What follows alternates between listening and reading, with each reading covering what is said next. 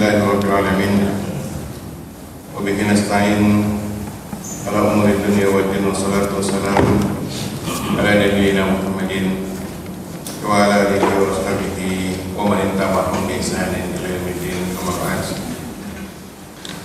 Hadirin jamaah salat subuh azakumullah.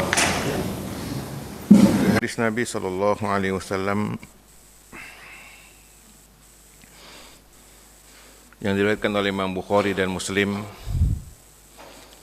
dari sahabat Itban bin Malik, sahabat Nabi yang umurnya panjang dan dia mengalami kebutaan.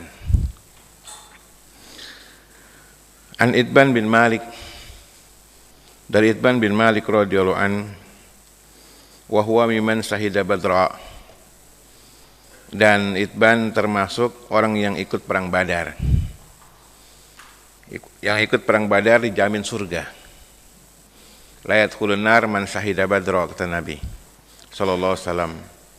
Tidak akan masuk neraka orang yang ikut perang Badar. Perang Badar, perang yang pertama kali dalam Islam. Perang Badar, perang yang dadakan, tidak ada persiapan kaum muslimin. Sehingga perang Badar itulah Nabi istighosah. Jadi istighosah Nabi waktu perang Badar. Nabi berdoa, ya Allah, kalau hari ini kami kalah, enggak ada lagi yang nyembah Engkau di muka bumi. Maka sebagaimana dalam Al-Quran dalam surah Al-Anfal, idh yastaghitsuna rabbakum fastajaba lakum inni mumiddukum bi alfi minal malaikati murdifin. Di awal surah Al-Anfal Allah sebutkan, dan ingatlah tatkala engkau beristighosah kepada Tuhan kalian dan Allah ijabahkan kalian, doa kalian, Allah turunkan 1000 malaikat. Ini istighosah pertama, perang Badar. Makanya yang ikut perang Badar dijamin oleh Nabi surga. Sehingga veteran Badar itu sering dikatakan Al-Badri, ya, veteran Badar. Termasuk yang ikut perang Badar adalah Sa'labah bin Hatib. Cerita sahabat yang tadinya miskin kemudian kaya. Begitu kaya nggak ke masjid lagi. Pernah dengar nggak Pak? Karena dia sarungnya gantian sama istrinya, kan gitu ya. Benar dengar gak cerita Sa'labah itu? Yang miskin, kalau sholat terlambat terus. Kenapa, kata Nabi? Ya Rasul, saya miskin. Gantian sarungnya sama istrinya. Doain saya ya Rasul biar kaya. Kemudian udah kaya, gak ke masjid. Ini cerita palsu. Cerita bohong. Karena Sa'labah orang soleh. Dan dia ikut perang Badar. Yang miskin sholat, udah kaya gak sholat tuh kita. Gitu, kita iya, ya ga. Jadi kalau lagi susah ke masjid dah, ya ga. Udah kaya apa nggak ke masjid Pak? Sibuk sekarang, gitu, ya ga. Itu kita itu. Sahabat enggak, ya.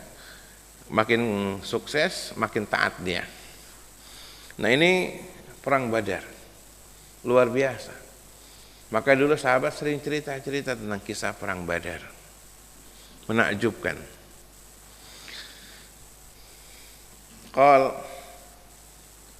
Ia berkata, kata Itban, kuntu usolli li qaumi Bani Salim. Saya biasa jadi imam kepada kaum saya Bani Salim. Berarti dulu tiap kaum itu punya masjid. Dan masjid pada waktu itu biasanya disebut dengan nama kaumnya. Masjid Bani Fulan, Masjid Bani Fulan. Sekarang aja masjid namanya Al-Ikhlas, ini namanya apa? Assalam. Ya, sebenarnya yang bagus Baitus Salam gitu. At-Taqwa. Kalau dulu nama kaum gitu. Masjid Jaka Sampurna. Ini Jatiluhur ya. Masjid Jami Jatiluhur. Tapi nggak apa-apa penamaan. Ya. Atau nama orang boleh, ya. Dulu sudah ada banyak masjid di masa Nabi sallallahu alaihi wasallam, di samping Masjid Nabawi, ada Masjid Kuba dan seterusnya, ada beberapa masjid pada masa Nabi sallallahu alaihi wasallam. Wa kana yahulu baini wa bainahum wadin idza ja'atil amtar. Dan yang menghalangi saya dengan masjid saya untuk berjamaah itu yaitu apabila hujan banjir gitu. Jadi dulu di Madinah itu ada juga hujan banjir. Jadi kalau sini hujan banjir wajar lah gitu. Sana juga banjir.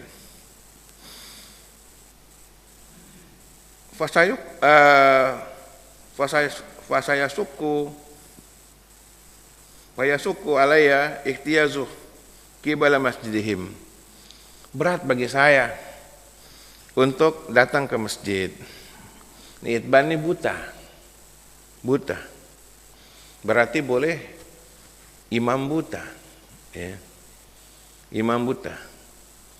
Imam budak boleh, gitu. Yang nggak boleh imam bisu, gitu. Iya benar, buta boleh jadi imam, tapi imam sholat, imam pemimpin nggak boleh buta, nggak sah, gitu. Imam presiden nggak boleh, khalifah buta nggak boleh, gitu.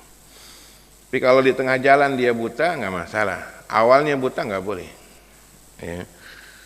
Kalau imam sholat boleh buta. Kalau tuli boleh,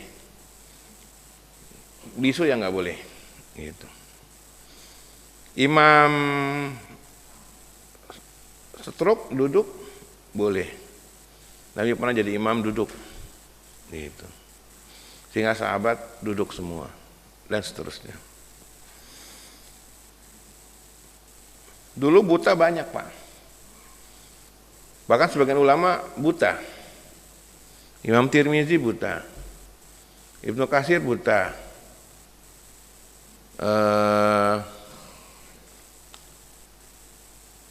Ibnu Jarir Tobari buta. Jadi banyak ulama dulu buta. Bukhari kecilnya buta. Kenapa? Karena panas matahari itu, Timur Tengah. Dulu kan belum ada kacamata hitam. Maka sekarang alhamdulillah jamaah haji pakai kacamata hitam. Kalau enggak rusak mata. Imam Muslim juga buta. Imam Muslim, Imam Tirmizi, Ibnu Katsir itu buta akhir hayatnya. Karena pengaruh kondisi dan banyak baca. Gitu. Nah, ini kondisi kaum muslimin pada waktu itu. Nah, Itban tanya, ya Rasul, berat bagi saya datang ke masjid mereka. Ini uzur.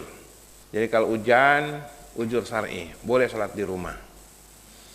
Dan hujan, muazin, lafaznya ditambah, shollu fi rihalikum. Sholatlah di rumah kalian.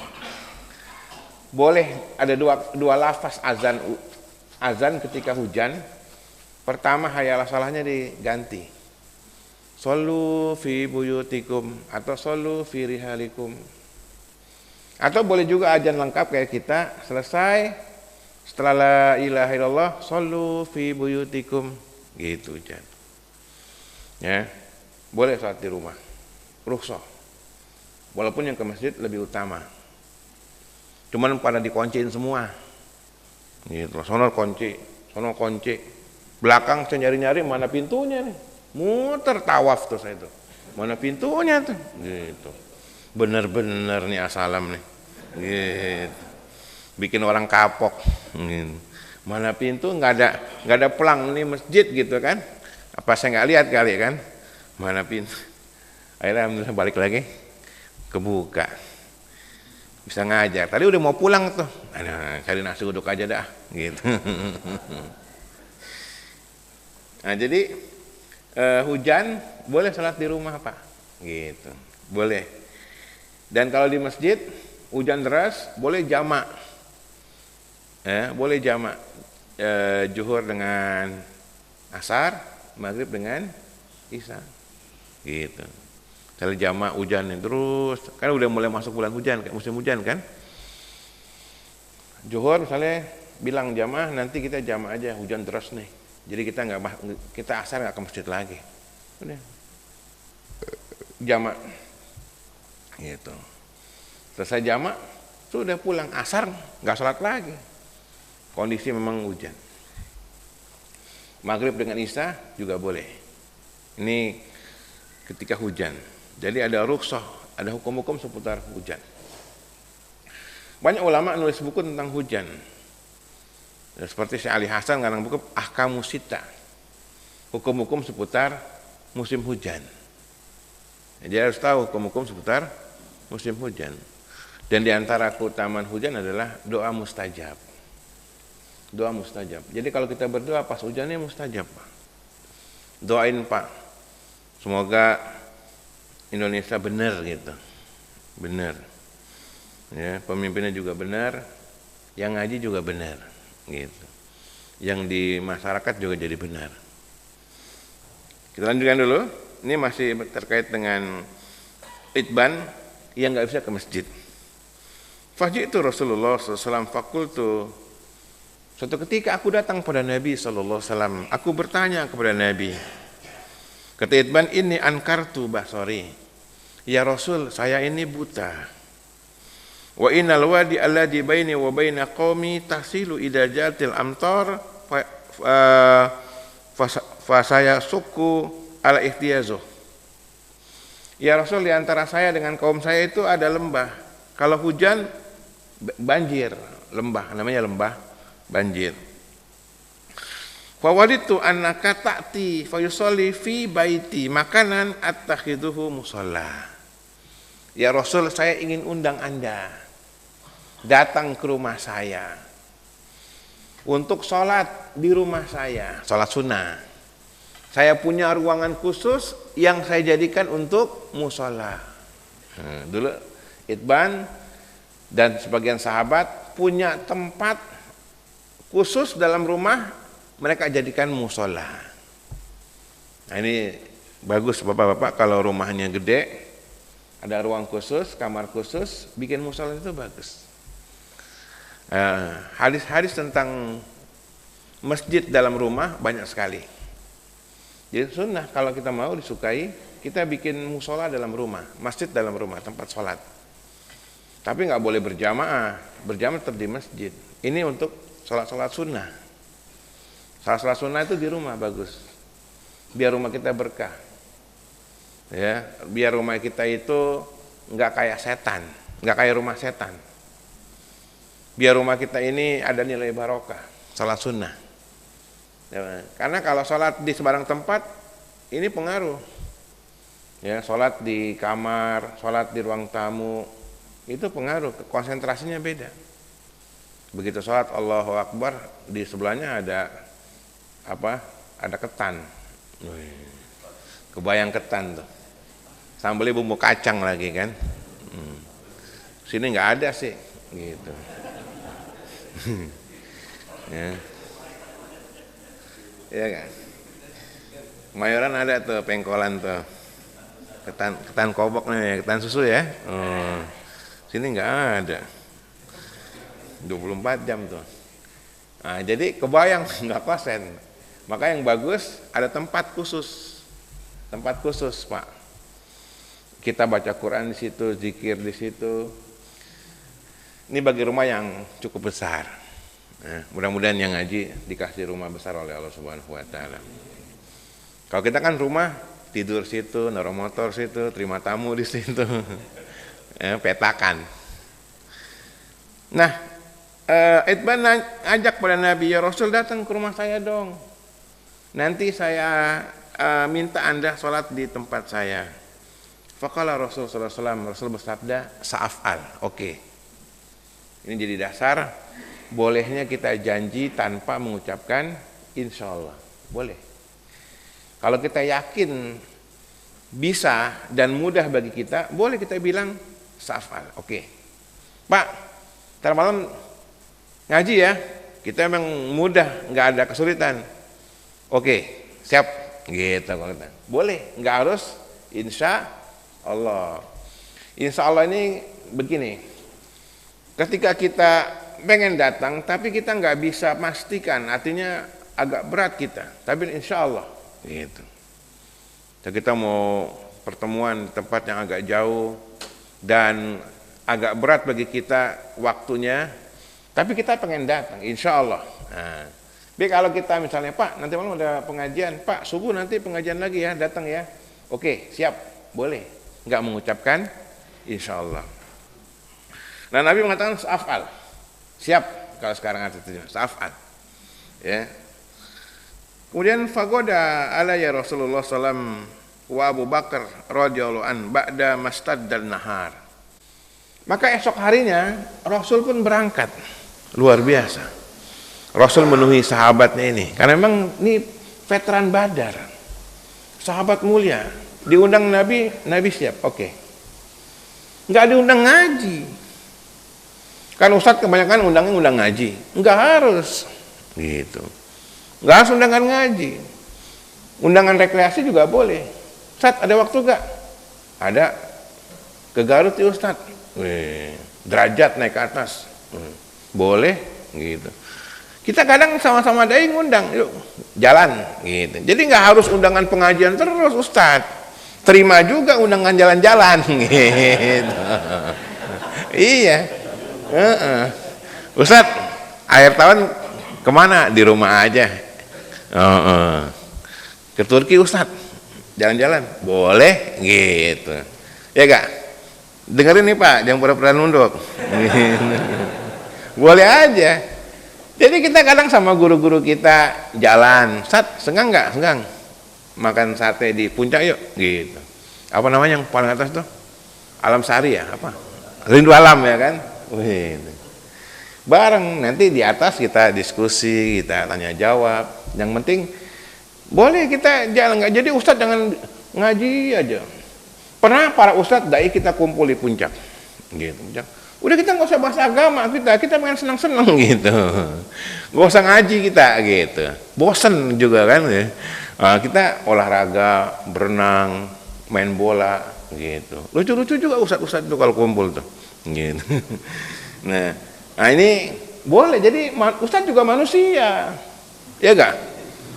Butuh refreshing. Cuman ustadz refreshing nggak ada duitnya ya gak? Gitu. Perlu ada yang ngajak. Gitu. Nah, kemarin saya habis Jumatan, Ustadz mau ikut nggak? Kemana? Ke Garut, gitu. Oke deh, gitu. Berapa hari? 3, ya udah, gitu. Nikmat, ya gak? Lanjutkan dulu. Jadi Rasul datang sama Abu Bakar. Nah ini karena undangan apa namanya? Undangan bukan undangan walimah, undangan biasa, maka boleh ngajak-ngajak. Ini jadi dasar yang nggak boleh ngajak-ngajak undangan walimah. Pak, saya mau kondangan nih Pak, ikut nggak Pak? Enak-enak makanannya Pak, nggak boleh, gitu. Tapi kalau undangan cuma main boleh. Ya. Nah di sini Rasul datang sama Abu Bakar As-Siddiq ketika waktu duha. Wasta'zana Rasulullah SAW fa'adintulah. Rasul minta izin, maka diizinkan oleh Idban bin Malik. Falam yajlis hatta qal. Nabi sebelum duduk, Nabi langsung tanya, ya, perhatikan. Aina tuhib an usolliya fi baitik? Di mana yang kamu mau saya salat? Tempat mana yang harus saya salat? Ah, ini etika, Pak. Kalau kita diundang oleh seseorang, lihat undangannya apa. Kalau undangannya makan, makan dulu, baru ngaji. Kalau undangannya ngaji dulu, baru makan. Sering kita diundang oleh jamaah, Ustaz, main Ustaz, kumpul Ustaz, gitu. Ada apa? Ya kita ngaji kecil-kecilan deh. Oke, kita ngaji. Begitu datang, suruh makan. Enggak, etikanya ngaji dulu, karena undangannya ngaji. Baru makan. Kalau undangannya makan dulu, baru ngaji. Ustaz, undang Ustaz, datang. Ada apa? Acara akekahan, makan kambing. Undangannya makan dulu. Habis makan baru ngaji. Itu etika. Ya, kita penuhi undangan sesuai dengan tujuan undangan itu. Nabi diundang suruh sholat, Nabi sholat dulu. Di mana saya sholat? Tempatnya mana? Kemudian Nabi langsung sholat. Fa'asartu lahu ilal makani alladhi uhibbu an ayusalliya fi. Aku tunjukkan nih di sana ya Rasul. Rasul langsung salat. Faqama Rasulullah sallallahu alaihi wasallam faqabbara wa saffafna wara'ahu fa shalla rakaatain. Nabi salat 2 rakaat. Sahabat spontanitas langsung berjamaah. Berarti salat-salat tertentu spontanitas berjamaah boleh. Salat tahajud berjamaah boleh, spontanitas. Sini Nabi salat 2 rakaat, sebagian menerjemahkan salat duha. Tapi rutin berjamaah duha salah. Rutin berjamaah tahajud salah. Jadi dalam Islam tuh ada amalan yang memang sendiri-sendiri, nggak boleh berjamaah. Salat qobliyah, ba'diyah, rawatib itu sendiri-sendiri, nggak boleh. Yuk bikin ba'diyah zuhur berjamaah yuk, gitu. Kayak ini, qobliyah subuh berjamaah yuk, salah. Ada sholat yang rutin berjamaah, sholat id, sholat taraweh, dan berjamaah. Ada yang sholat boleh sekali-sekali, temporer kita berjamaah boleh. Nah, sholat duha kita ngajarin anak-anak di rumah, ibu-ibu, boleh berjamaah. Tapi jangan rutin, nggak boleh. Tahajud sekali-sekali berjamaah boleh, tapi bukan rutin. Nah, pada waktu Nabi langsung sholat dan diikuti oleh sahabat-sahabatnya. Berjamaah pada waktu itu. Kemudian selesai, perhatikan,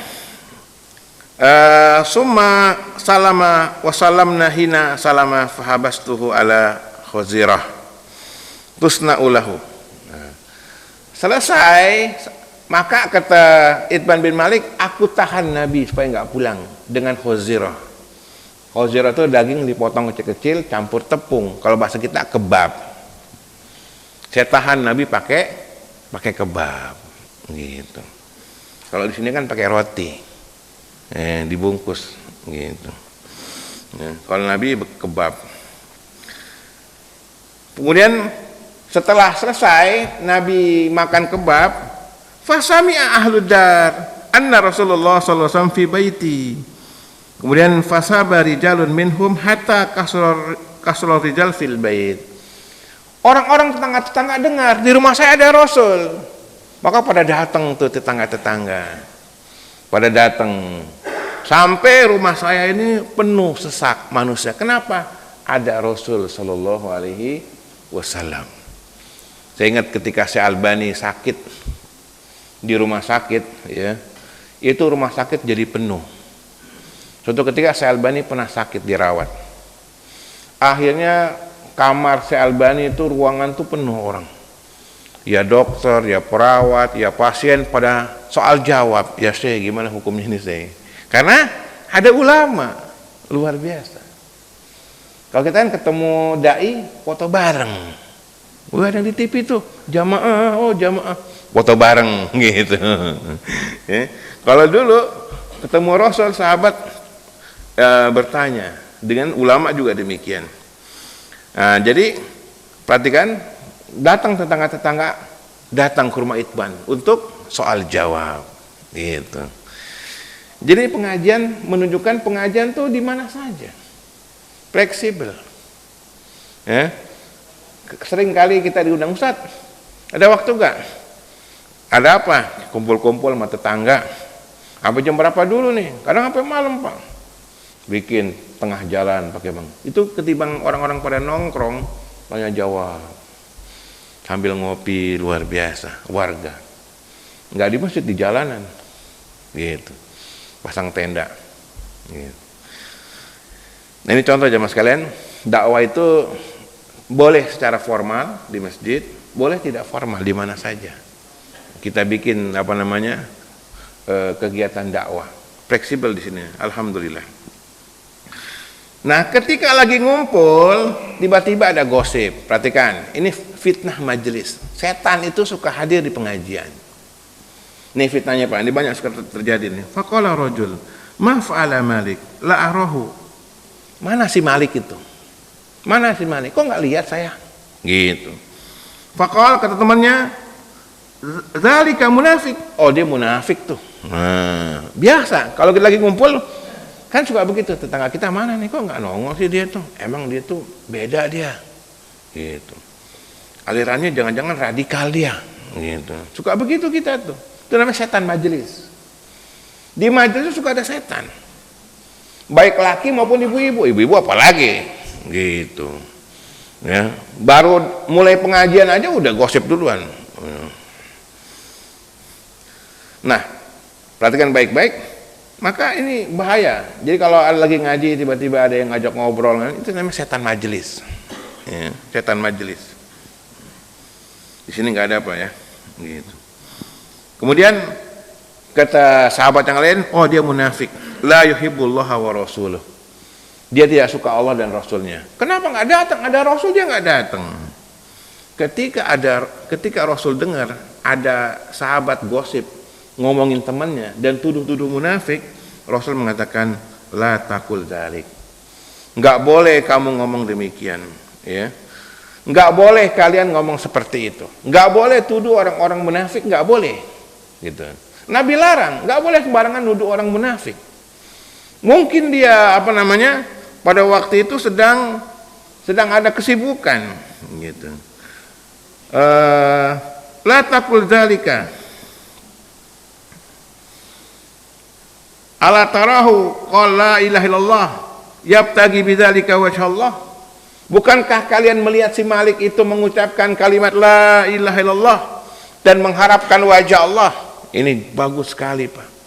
Dasar bagi kita tidak boleh nuduh-nuduh orang sembarangan. Apalagi zaman sekarang nih, ada bom lagi, langsung orang nuduh, tuh aliran garis keras tuh, asalam tuh. Agak bau-bau ISIS sekali itu. Gitu. Ini enak sekarang, zaman sekarang nih. Ya. Pas nih untuk menjatuhkan saudara yang muslim, pas. Itu yang dimau oleh dalang bom itu. Pecah kaum muslimin dan mereka benci dengan kebangkitan Islam yang bagus sekarang ini. Dengarkan dulu. Faqala Rasulullah sallallahu alaihi wasallam, faqala Allah wa Rasulullah alam. Maka sahabat yang lain mengatakan Allah dan Rasulullah lebih mengetahui. Amma nahnu fa wallah ma nara uddahu wala hadithu illa munafikin. Ya Rasul, yang saya lihat, yang saya dengar, memang si Malik ini kayaknya ini condong ke orang munafik ya Rasul, gitu. Faqala Rasulullah SAW, fa innallaha qad harama 'alan nar man qala la ilaha illallah yabtagi bidzalika wajhallah. Sesungguhnya Allah telah mengharamkan atas neraka orang yang mengucapkan la ilaha illallah yang mengharapkan wajah Allah. Ini dia bagus sekali. Pelajaran dari hadis-hadis ini, perhatikan, mari kita bahas hikmah daripada hadis-hadis ini. Yang pertama, tentang masalah hukum seputar buta. Ya, hukum a'ma. Jadi ahkamul a'ma, hukum-hukum buta. Bahwa orang buta ini merupakan bagian daripada musibah yang Allah berikan. Orang yang buta itu ada keutamaan di hadis Nabi SAW. Barang siapa yang diuji oleh Allah dengan kedua matanya, buta, dan dia sabar, maka baginya jannah. Ini keutamaan orang buta. Jadi kalau dia sabar dengan penyakit butanya itu, maka baginya jannah, luar biasa. Dan saya pernah diundang oleh salah seorang jamaah buta, berdua dia. Datang ke rumah saya, Ustadz, bisa ngisi pengajian di tempat kami Ustadz, gitu. Hari Minggu, waktu duha dan seterusnya, begitu saya ambilkan air, dia ngeraba. Maaf Ustadz, saya nggak lihat. Allahu Akbar. Buta. Mau ngundang Ustadz buat dakwah di tempatnya. Begitu waktu hari haknya pengajian, saya datang, saya ceramah. Kemudian saya selesai sholat zuhur, saya di sampingnya. Luar biasa. Orang ini ngundang, padahal dia nggak tahu siapa yang diundangnya. Dia nggak tahu kalau saya sholat di sebelahnya. Allahu Akbar. Luar biasa. Ujian yang berat. Makanya nikmat Allah kepada diri kita sekarang ini adalah Allah masih berikan kita kesempatan bisa melihat. Lihat orang buta ini mau ngundang jauh-jauh di wilayah Bekasi sini, ya, buta padahal. Nah, bagi orang yang buta maka tetap sholat berjamaah. Di masa Nabi SAW sahabat yang buta pernah datang, Abdullah bin Ummi Maktum. Bahkan Abdullah bin Ummi Maktum muadzin Nabi buta. Abdullah bin Umi Maktum datang pada Rasul, ya Rasul, saya ini rumahnya jauh di ujung kota Madinah, dan saya ini buta ya Rasul, boleh tidak saya tidak berjamaah? Kata Nabi, atas mau nida, kamu dengar azan tidak? Dengar ya Rasul, tetap berjamaah. Akhirnya Abdullah bin Umi Maktum tetap datang berjamaah, padahal buta. Allahu Akbar, buta tapi tetap mau berjamaah. Beda dengan kita melek, ya sehat, berat ke masjid, berat. Gitu. Allahu Akbar. Ya, ini sahabat Nabi, buta tapi tetap berjamaah ke masjid. Ya, makanya sepakat kita, orang yang paling utama adalah sahabat Nabi Shallallahu Alaihi Wasallam. Ini buta. Kemudian perhatikan bahwa donor mata nggak dibenarkan dalam Islam. Donor mata nggak dibenarkan dalam Islam. Kan suka ada donor mata. Dorong kalau saya mati, mata saya donorkan. Yang dimaksud donor mata itu bukan matanya dicongkel semuanya, retinanya Pak, gitu.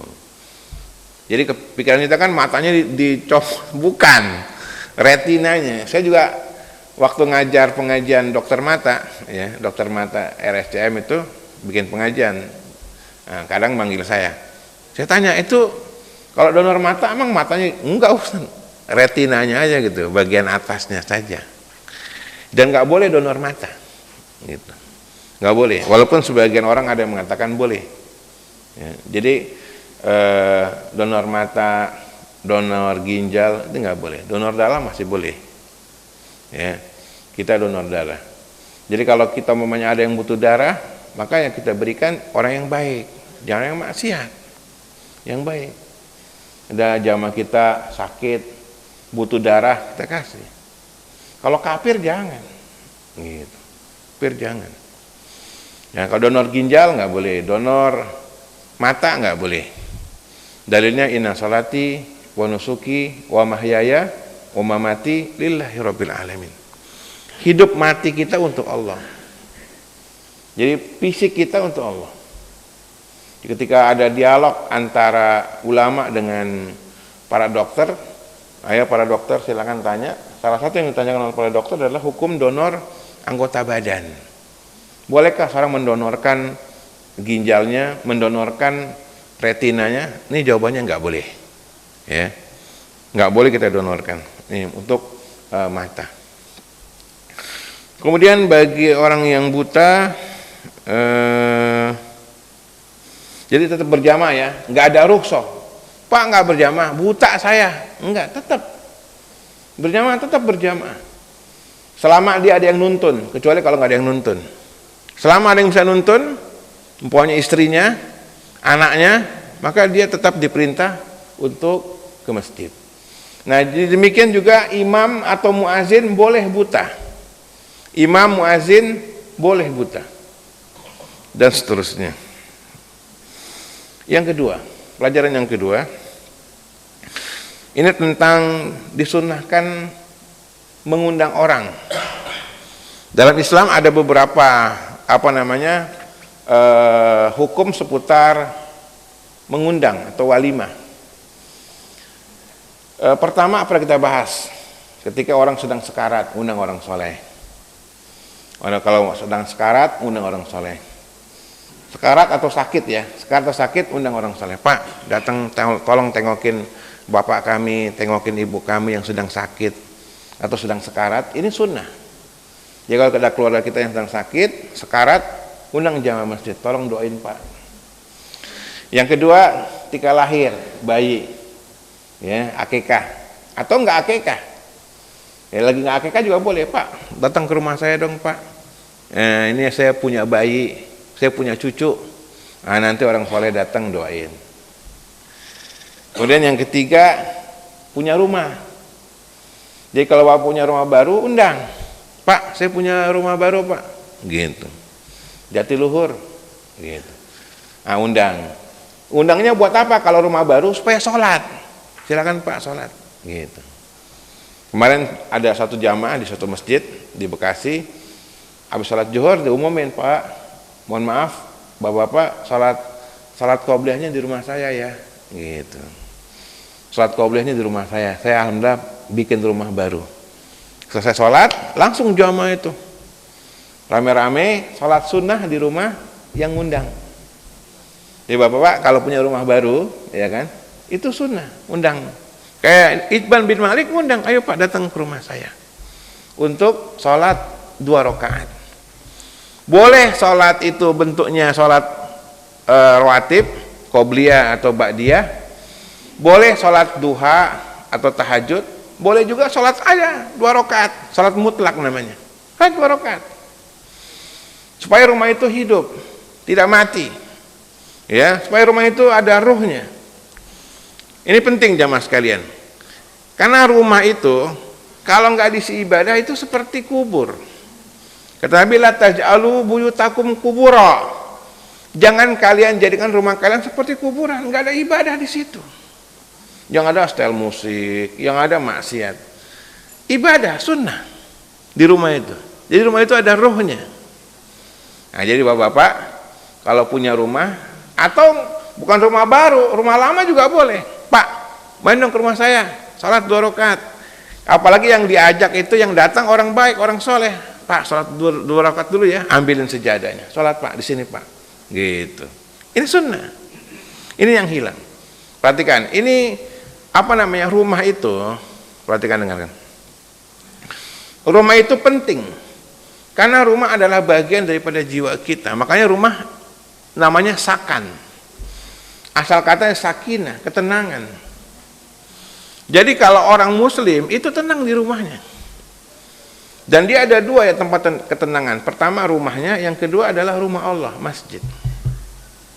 Ya, makanya orang mukmin di masjid juga pada tenang tuh. Ya, yang nyender itu tenang dia, gitu, tenang. Yang nunduk juga nendang, tenang dia, ya kan.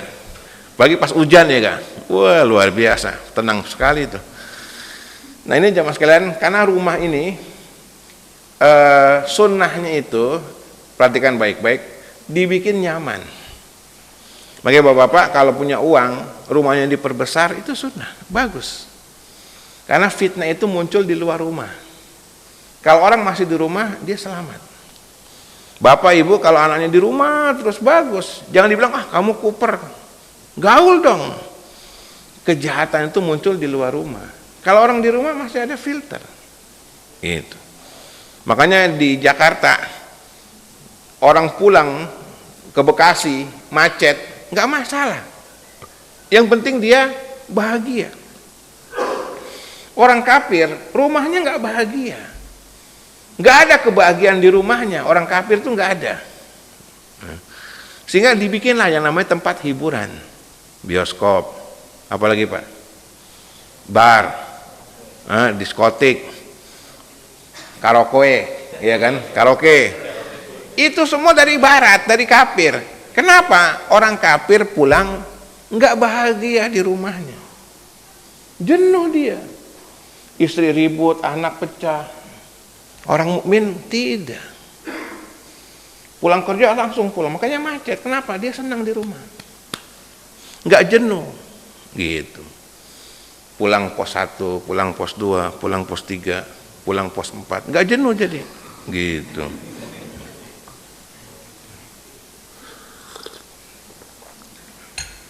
Nah ini jadi jamaah sekalian, sunnah rumah seperti itu.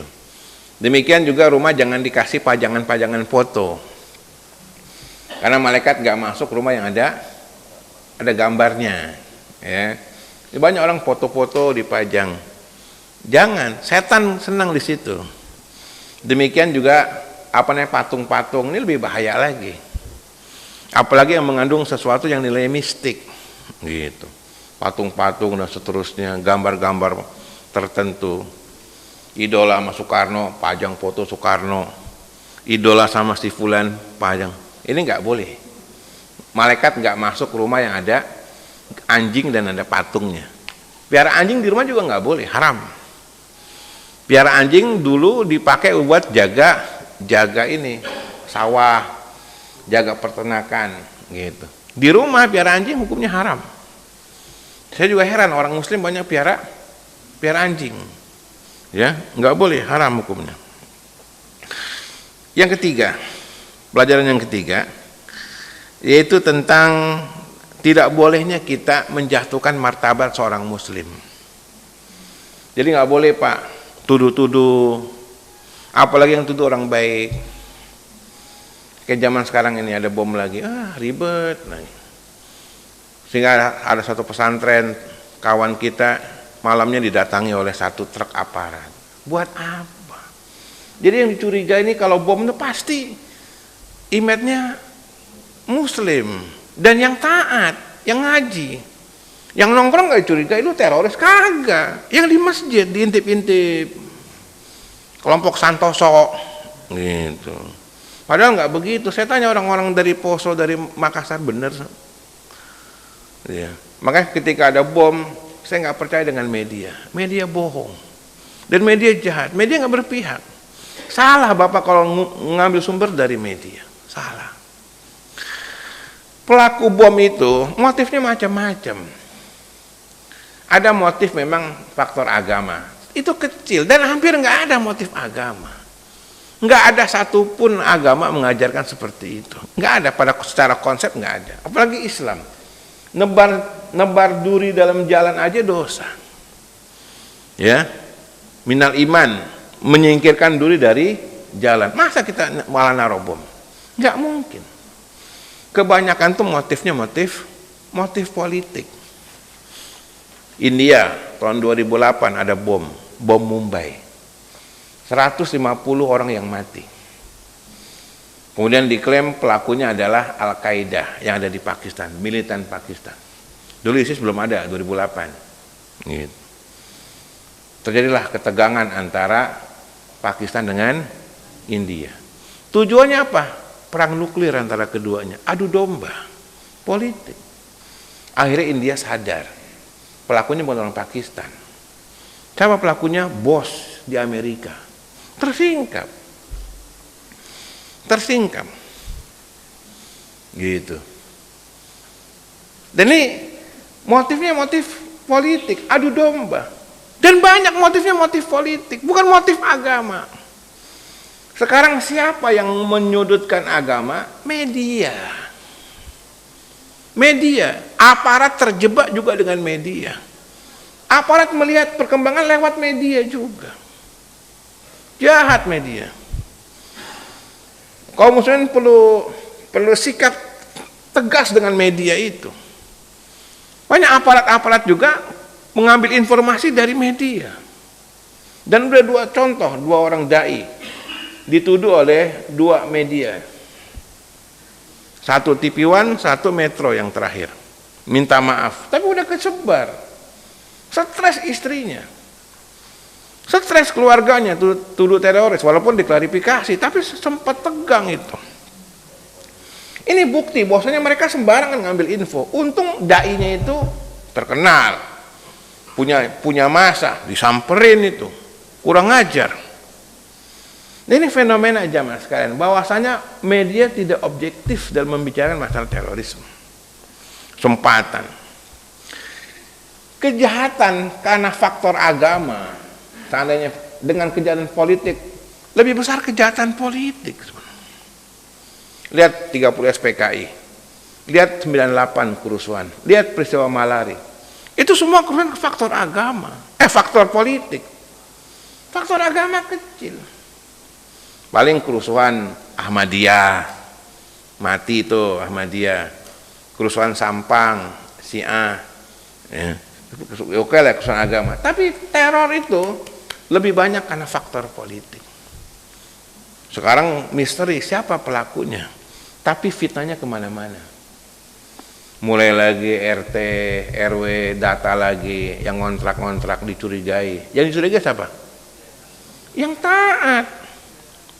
Yang maksiat enggak, yang pakai rok mini enggak dicurigai, istri teroris, seksi, gitu. Itu artis, bukan teroris. Jadi yang soleh nih, yang di masjid, didata. Ada apa ini? Padahal belum tentu pelakunya muslim. Dari mana Anda tahu pelakunya muslim? Faktanya apa? Suatu keanehan yang luar biasa. Babak belur kita. Saya penasaran SMS sama teman-teman MUI. SMS sama teman-teman yang ada di atas, khususnya petinggi-petinggi itu. Apa sih? Bagus ngasih analisanya, bagus. Nggak kayak di TV. Kurang ajar. Nah, kita juga nggak boleh duduk sembarangan. Oh ini kayaknya militan ISIS nih. ISIS dari mana? ISIS Melayu kali gitu ya. Masa yang dibom Sarinah? Nggak ada apa-apa, nggak ada.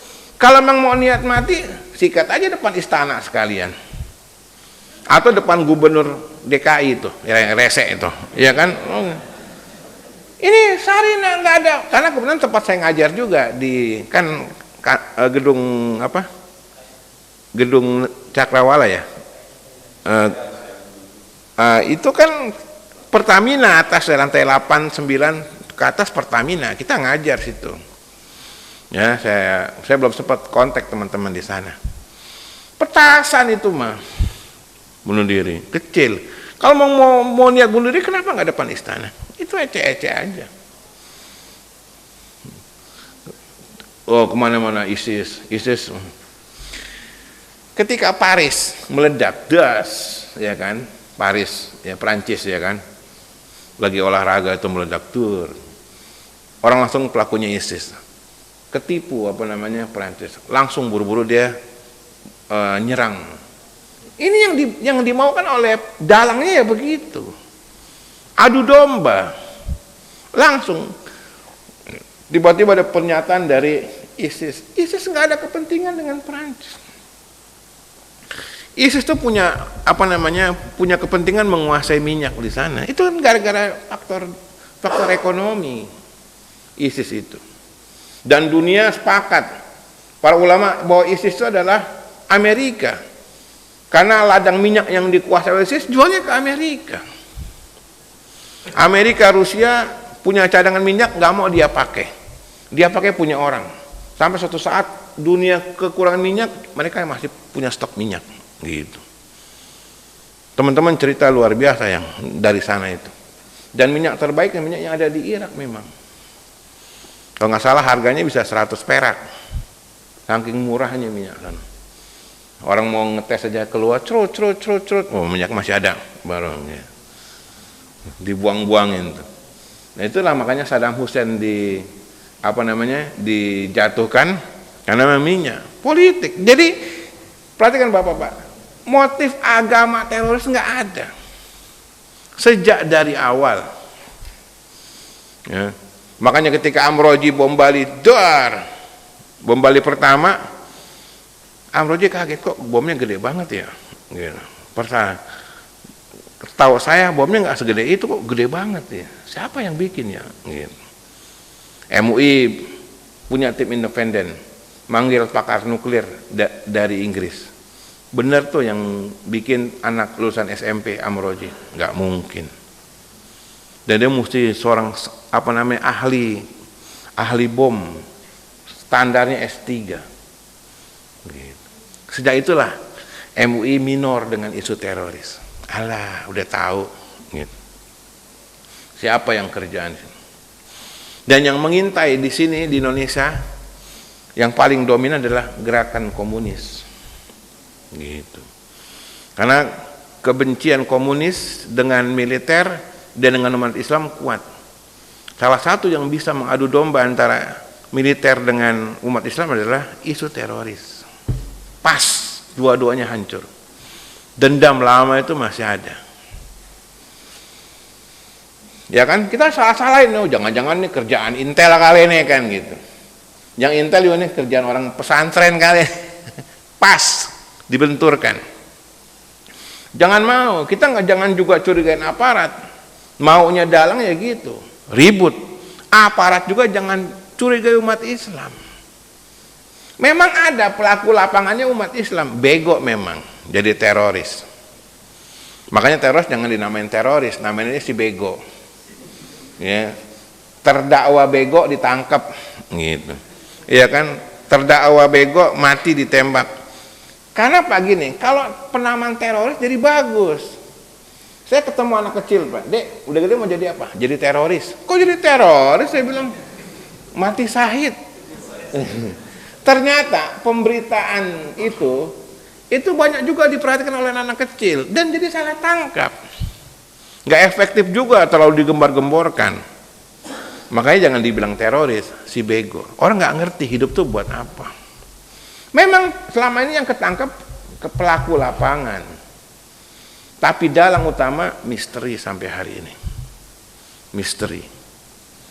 Ya, jadi yang dominan sekarang ini terjadi, bom-bom itu adalah bagian daripada skenario adu domba. Itu yang faktor politik ketimbang faktor agama. Akhirnya kaum muslimin juga terpancing. Yang pelaku bomnya nggak diterima di kampungnya, iya kan? Diusir. Apaan ini, Pak? Jadi rusak kita.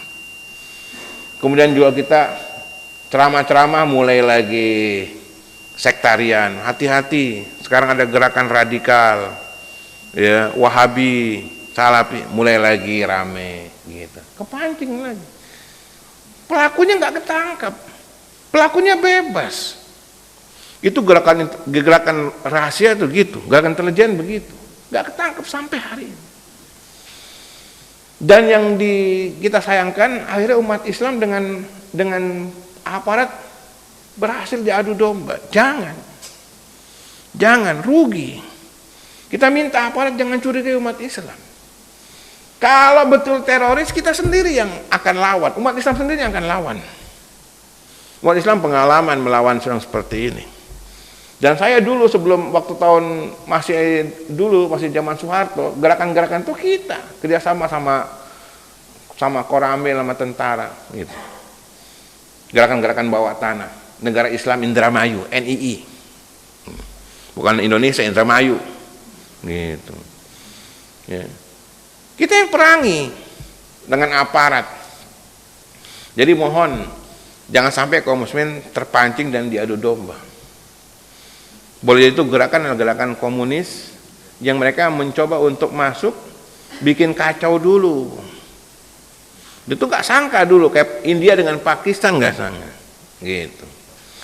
Sama kayak peristiwa terorisme Al-Qaeda itu untuk mau ngejatuhin Irak saja, Saddam Hussein dan seterusnya. Nah, dituduhlah sudah punya senjata kimia, nggak terbukti dan seterusnya. Jadi untuk sekarang ini mohon maaf, sebaiknya kita tidak berspekulasi dan jangan terima informasi dari media, dan kita hormati saudara kita yang muslim, yang taat. Lihat Nabi, begitu ada dengar tuh munafik tuh, nggak boleh kamu nuduh orang munafik, gitu. Sesungguhnya Allah haramkan orang mengucapkan la ilaha illallah api neraka. Api neraka nggak memakan orang mengucapkan la ilaha illallah. Allah, Rasulnya menghormati muslim yang mengucapkan la ilaha illallah, maka kita harus hormati. Tadi saya mau bacakan hadis-hadis tentang pentingnya kita menghormati seorang muslim.